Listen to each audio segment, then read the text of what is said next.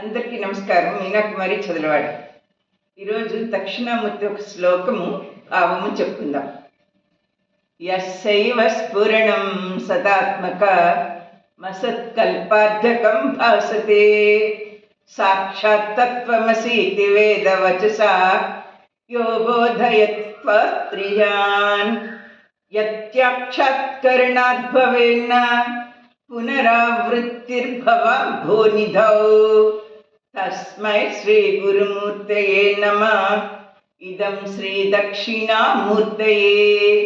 ఎవరి ప్రకాశం వలన ఈ మాయా ప్రపంచమంతా నిజముగా కనిపిస్తుందో ఆ పరమాత్ముడి ఆత్మజ్ఞానం పొందాలి అనుకున్న వారికి వేదముల సారము ద్వారా పరబ్రహ్మతత్వాన్ని బోధిస్తున్నారు.